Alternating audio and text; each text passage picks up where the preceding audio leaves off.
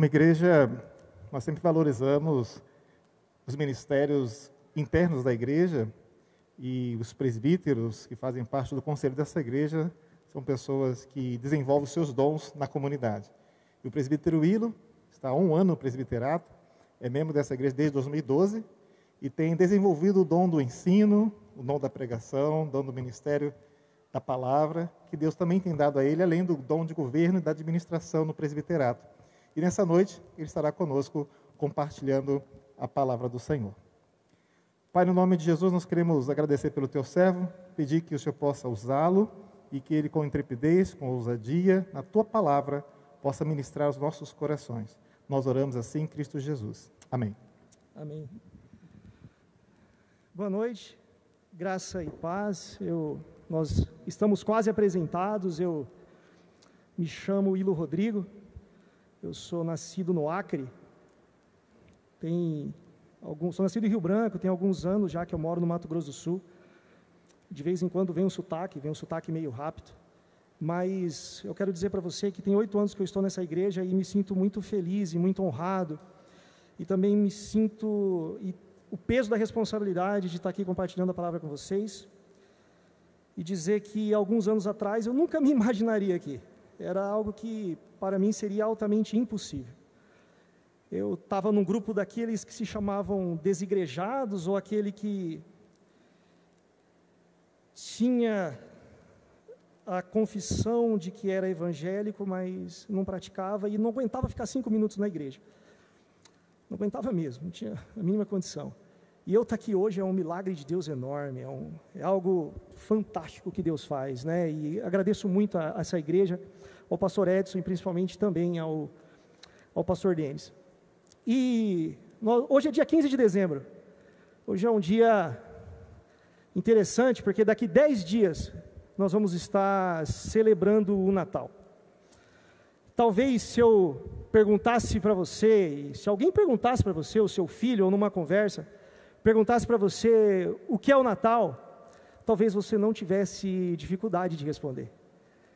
Talvez, se alguém perguntasse para você o que é o Natal, você responderia facilmente que Natal é o nascimento de Jesus, que Natal é o nascimento do menino, que Natal é o nascimento daquele que mudou a história do mundo, que o Natal é um dia, e esse dia é o dia 25, e talvez seja isso o conceito que a gente mais fácil tiraria. E se eu perguntasse para você uma experiência que você teria com o Natal, que você pudesse compartilhar com a gente, qual a sua experiência com o Natal? Talvez você lembrasse de uma mesa que vocês prepararam, talvez vocês se lembrasse de um momento, de uma notícia que chegou no Natal. Eu lembro que no Natal que nós tivemos em 1997, mais ou menos, 1996, 1997, a família estava organizada para preparar as festividades e nós recebemos a notícia que um parente tinha acabado de falecer. E o Natal, ele trouxe essa lembrança para nós. Talvez você lembrasse de um momento, de um lugar, então de uma coisa, mas eu quero falar para você que a experiência com o Natal, ela é muito mais do que um momento, ela é muito mais do que uma mesa preparada, ela é muito mais do que um dia, ela é muito mais do que um lugar de confraternização. A experiência com o Natal é a experiência com Deus que se estabeleceu conosco. A experiência com o Natal é a experiência com Deus, que Ele veio habitar entre nós. Essa é a experiência do Natal. E isso que nós vamos conversar, nós vamos falar sobre o Emanuel, a experiência do Natal. Se você puder acessar a sua Bíblia, ou você puder abrir a sua Bíblia, nós vamos ler o Evangelho de Mateus. O Evangelho de Mateus, capítulo 1, versículo 20 ao 23. Se você puder acessar, ou se você puder ler ali conosco, ele diz o seguinte: enquanto pensava no que fazer, ele teve um sonho, e no sonho o anjo de Deus falou: José, filho de Davi, não tenha medo de se casar. Maria está grávida pelo Espírito Santo. Ela dará à luz um filho, e você, José, a ele dará o nome de Jesus, Deus salva, porque Ele salvará o povo dos pecados deles. Era o cumprimento da palavra do profeta. Prestem atenção, a virgem ficará grávida e dará à luz a um filho, e eles o chamarão Emanuel, Deus conosco em hebraico. Vamos orar para que Deus fale conosco?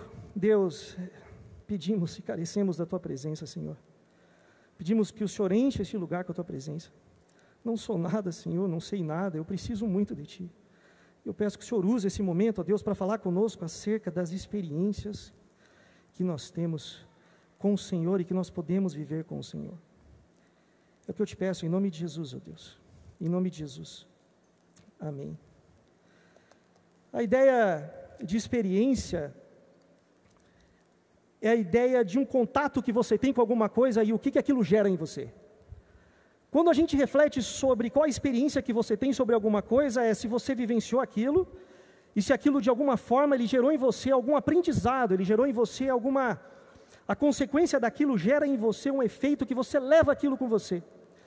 E quando eu pergunto, e quando a gente questiona, e quando a gente conversa acerca do Emanuel como a experiência do Natal, nós estamos falando sobre a experiência de uma vivência com Deus. Qual que é a experiência que nós temos com esse Deus que se fez carne? E nós vamos ver três expectativas, ou nesse mundo infinito de experiência que nós podemos ter com Deus, nós vamos trabalhar três ideias, três expectativas, três perspectivas. Nós vamos ver o Deus que é o verbo que se faz carne. Que experiência que é essa? Nós vamos ver que é o Deus que traz sobre nós o seu reino. Que experiência que é essa? E nós vamos ver um Deus que traz sobre nós o seu amor. Que experiência que é essa? Como nós podemos viver essa experiência? E a primeira ideia, e a primeira conversa é sobre um Deus que se faz carne. Emanuel, uma experiência com o verbo que se faz carne. Isso é bem interessante, porque existem alguns questionamentos que tomam o coração do homem. Existem alguns questionamentos que tomam o coração do homem, independentemente se ele é homem, independentemente se ele é mulher, se ele é criança, independente se ele é rico, se ele é pobre, independente da raça. Todo ser humano ele tem um questionamento dentro dele. Todo ser humano ele tem um questionamento acerca de algumas coisas que é comum a todos nós. Pode ser aquele que anda por aí sem ter lugar para dormir, ou aquele que anda com um carro muito caro, mas também anda vagando sem saber para onde vai. Existe um questionamento dentro do ser humano que provoca as decisões dele, que provoca nele, com base nesse sentimento, provoca saber para onde ele vai, que decisões que ele toma, os amigos que o cercam. E eu quero falar para você que sonda o nosso coração entender a razão de todas as coisas. Por que estamos aqui? Qual é a lógica disso tudo? Para onde eu vou? Por que eu trabalho? Para que custa trabalhar, adquirir, depois deixar para quem? Ou então por que eu tenho que fazer alguma coisa e não outra? Esse é um questionamento que nos cerca, que cerca o nosso coração. E eu quero falar para você que quando a gente fala que o verbo se fez carne, é altamente profundo isso. É altamente profundo isso. Nós vamos ver em João 1, versículo 1 e 2, e depois no versículo 14, nós vamos ler o seguinte texto. Antes de tudo, havia a palavra. Essa é a versão A Mensagem. Antes de tudo, havia a palavra presente de Deus. Deus presente na palavra. A palavra era Deus desde o princípio à disposição de Deus. A palavra tornou-se carne e sangue e veio viver perto de nós. Nós vimos a glória com nossos olhos, uma glória única. O Filho é como o Pai, sempre generoso e autêntico. Eu quero falar para você o seguinte, que quando João usa essa palavra, o verbo, o João está falando logos. João ele usa um termo que o logos ele se fez carne. Se discute muito se João ele escreveu esse texto para os gregos, mas o Evangelho de João ele é escrito em grego. E quando se fala que o logos se fez carne, aquilo ali para o grego é uma profundidade tremenda. Eu vou explicar por quê. A ideia do logos, quando você fala logos para a filosofia grega, você está dizendo bem assim: qual é a razão de todas as coisas? Quando você busca, pesquisa, você vai atrás, você encontra o argumento final sobre todas as coisas, a razão pela qual todas as coisas existem. Quando você encontra o motivo pelo qual todas as coisas são, quando você encontra a razão pelo qual as coisas estão desse jeito e as coisas vão ser como serão, você encontra o logos. Quando a filosofia busca a ideia do logos, ela está buscando a razão pelo qual toda a existência é. Quando você busca a ideia do logos, você busca a ideia de que toda a existência é. Quando a gente volta então para o texto, de João, você vai ver bem assim: antes de tudo, havia a razão pelo qual todas as coisas são. Essa razão, esse fundamento principal, essa justificativa real sobre qual todas as coisas estão, lá no versículo 14, ele vai dizer o seguinte: se tornou carne. A razão que você tanto busca, que você tanto precisa, e que você tanto questiona, pelo qual todas as coisas são, ela veio habitar entre nós. O Logos se fazer carne quer dizer que aquilo que justifica a existência do homem, aquilo que justifica porque você é do jeito que você é, e porque você não é do jeito que você não é, e porque você toma as decisões que você toma, Jesus se encarnou para apresentar para nós a razão e o objetivo de todas as coisas. E por isso que eu posso dizer para você que a coisa mais inteligente que você pode fazer nesse Natal, no Emmanuel, Deus conosco, é você buscar um relacionamento com esse Deus, que Ele traz a razão de todas as coisas. E você me diz, como que faz isso? Eu trouxe até uma citação aqui, que eu até antecipei para vocês, de Evagrio Pontico, em Filocalia, ele diz o seguinte: a oração é a aplicação mais admirável da inteligência humana. Se você quer buscar sentido, razão de todas as coisas, busque o relacionamento com Deus, ore, abrace Deus, abrace Jesus. A oração, o corpo tem o pão por alimento, a alma tem a virtude, a inteligência, ela tem a oração. Então eu quero falar para você o seguinte: a ideia de que Deus, Emmanuel, o verbo se fez carne, o Logos que habitou entre nós, é a razão de todas as coisas em e no meio de nós. E como que você faz com isso? E o que você faz com essa informação?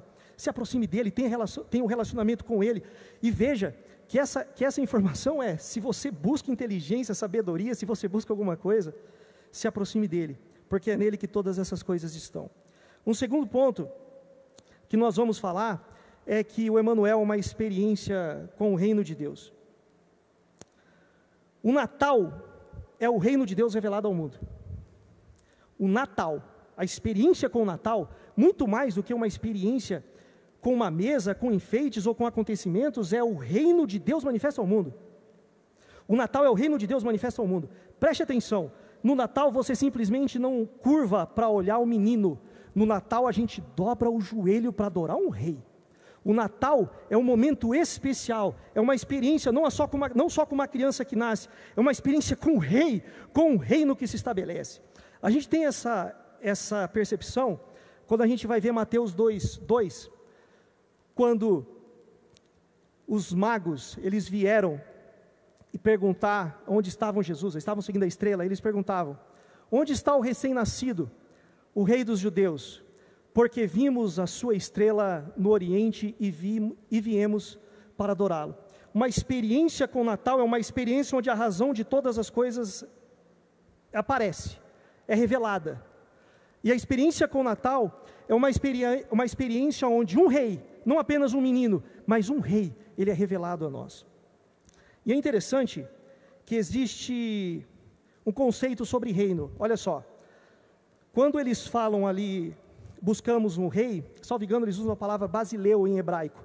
Na Bíblia, em grego, perdão. Na Bíblia, o termo hebraico para reino é malaká. E no Novo Testamento, o vocábulo grego é basileia. Essas duas palavras carregam o mesmo significado geral: rei, soberania, domínio, governo e poder régio. E o que isso tudo significa?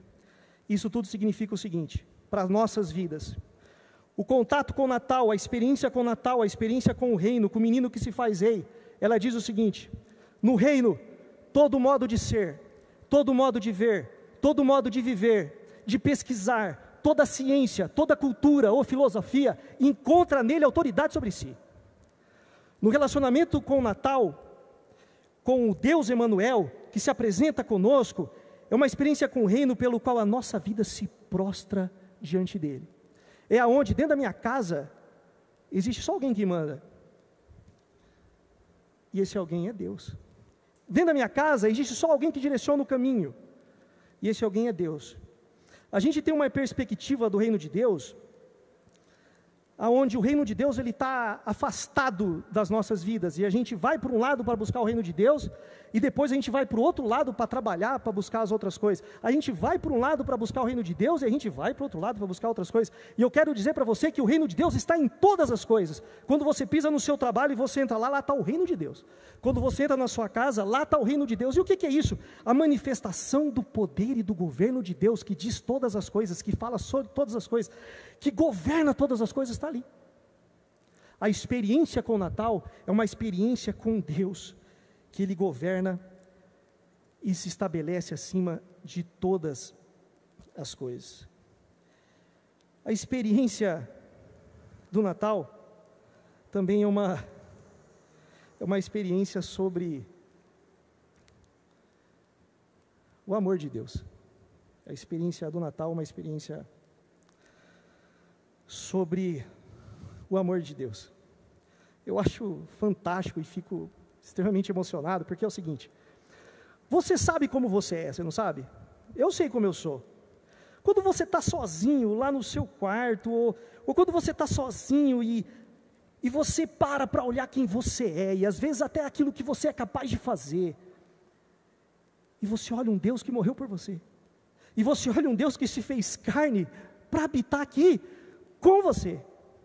Quando você olha um Deus que Ele habita no meio de nós, mesmo sendo a gente como a gente é.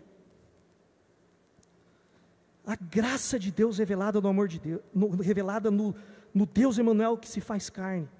Esse é o amor de Deus. Duas coisas interessantes a gente pode aprender a respeito do amor de Deus no Natal. A respeito que Deus Ele nos ama conforme nós somos, e Ele se faz carne para viver conosco, independente do que a gente é. Isso é graça. Não há nada que eu possa fazer. Deus veio. Deus veio. Nasceu um menino, o menino Emanuel é Deus conosco. E nós temos a experiência de viver, de poder viver esse amor com Ele. Um amor que transcende a expectativa da humanidade. Um amor que transcende a expectativa nossa. É um amor que a gente não consegue compreender. De tão profundo. De tão profundo. Tanto é que quando você lê em João 3,16, ele não diz apenas que Deus amou o mundo, ele fala assim: Deus amou o mundo de tal maneira. Ele intensifica o amor porque a gente não consegue compreender. É um amor que ama a gente como nós somos. E a experiência do Natal, ela também nos ensina a amar o nosso próximo também como Ele é. Como Ele é. Ela nos carrega de amor. É o amor de Deus encarnado. A experiência do Natal é o amor de Deus encarnado, é o amor de Deus revelado ao mundo. É o amor de Deus revelado por Jesus que se apresenta para nós. E esse amor, ele estabelece uma nova forma de relacionamento, uma nova forma de viver. Ela estabelece um novo modo de perceber o mundo. E em Mateus 1,21, você vai ler o seguinte, a respeito do amor de Deus. Ela dará à luz um filho e lhe porá o nome de Jesus, porque ele salvará o seu povo dos pecados deles. É assim, José, ele estava preparado para casar com Maria, né? Estava preparado para casar com Maria. Maria, ela aparece para José, e naquele tempo o casamento do povo judeu era assim, o homem, geralmente o casamento era ajeitado pelo pai. O homem, ele saía porque ele tinha que pagar alguma coisa para o pai, geralmente eram 10 meses de trabalho, e o pai pagava um dote pelo casamento. Então eles estavam nesse período, parece, dessa parte do casamento. E Maria aparece para José e fala assim: José, eu estou grávida. E José, ele pensa em abandonar Maria, mas ele pensa em abandonar Maria na surdina, porque se fosse divulgado o adultério, que Maria pudesse ter um adultério, ela com certeza morreria. Existe essa situação. E legal que o anjo, ele aparece para José e fala assim: ei José, aparece em sonho e fala assim: ei José, calma, calma, você vai ter uma experiência incrível do Deus conosco, José. O Deus conosco, Ele vai se revelar para a humanidade. Calma, José, esse menino que está nesse ventre, ele é Deus que vai se estabelecer entre nós. E quando ele diz que a experiência com amor, e quando a gente volta lá no versículo, que diz que ele se entregará, olha só, porque ele nos salvará, ele está dizendo já para José: e esse menino vai morrer, José, mas ele vai salvar o povo, ele vai salvar o povo de todo o pecado. E eu quero finalizar para você, lendo essa afirmação de Philip Schaff. Philip Schaff, ele tem um compêndio sobre a história do cristianismo, e ele fala o seguinte, olha, ele disse: rejeitado pelos governantes, abandonado por seus amigos, deixado nu e totalmente exposto ao público. Olha, Jesus é hoje a figura, o Natal, o Emanuel, o Deus conosco, ele é a figura mais conhecida da história. Olha só, Herodes não pôde destruí-lo, a sepultura não pôde segurá-lo, seus amigos não puderam desencorajá-lo, e o poderoso Império Romano, você tem noção o que é o Império Romano? O império que dominou com poder pesado, com uma mão dura, que colocava fogo nos cristãos. Ele matou todos os apóstolos. Veja como eles morreram nas mãos desse império. O poderoso Império Romano não conseguiu suprimir sua história. Eu vou ler de novo, porque dizem que quando você lê uma coisa e você afirma uma coisa 2 vezes, ela cria perna. Olha só, sobre a história do cristianismo disse: rejeitado pelos governantes, abandonado por seus amigos, deixado nu e totalmente exposto ao público, Jesus é hoje a figura mais conhecida da história. Herodes não pôde destruí-lo.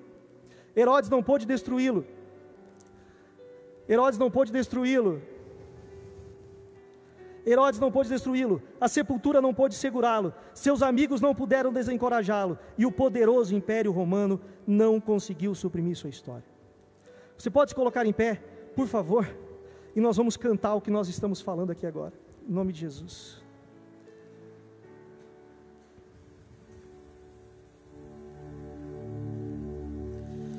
No início era essa palavra,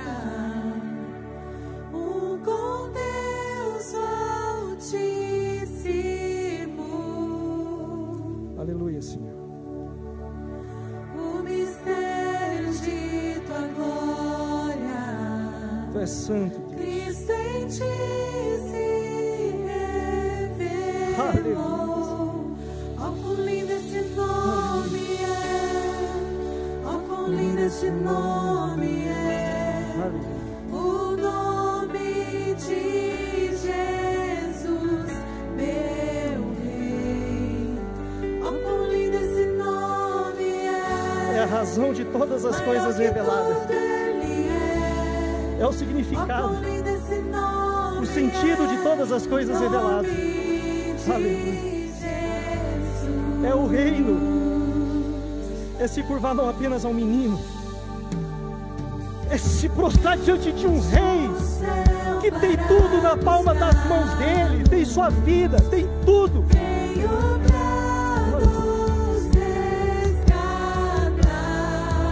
É conhecer um Deus que se entregou. Maior que o meu pecado, Oh Deus, nada vai nos separar. Tu és Quão poderoso, maravilhoso é, oh Deus. ó, quão maravilhoso é o nome de Jesus, meu Rei. Ó, quão maravilhoso é, maior que tudo Ele é. Ó, quão maravilhoso é o nome de Jesus. Ó, quão maravilhoso é. Se você quiser, a partir de hoje, ter uma experiência de Natal, ou com o Natal, não com o lugar, com uma mesa, com histórias, mas ter uma experiência com Deus, que se fez carne conosco. Vamos orar. Ore, em nome de Jesus. Coloque a mão no seu coração e diga: Senhor, nós estamos aqui, ó Deus, reconhecendo que Tu é maior que todas as coisas. Nós estamos aqui reconhecendo, ó Deus, que uma experiência contigo, ela muda a história do mundo. Estamos aqui reconhecendo que Tu és a razão de todas as coisas. Tu és a razão porque todas as coisas são. E nós queremos colocar nossa vida diante de Ti. Colocar nossa vida diante de Ti, ó Deus, porque sabemos que todo o reino, tudo é Teu, Senhor, e nossa vida, nosso trabalho, nossa família, nosso modo de ser, nossos sonhos e nossos projetos estão diante de Ti, ó Deus. E tudo, Senhor, nós colocamos diante das Tuas mãos, porque nós sabemos que mesmo como nós somos, do jeito que somos, do jeito que estamos, com nossos medos, sem medo, com coragem, do jeito que nós estamos, o Senhor nos ama.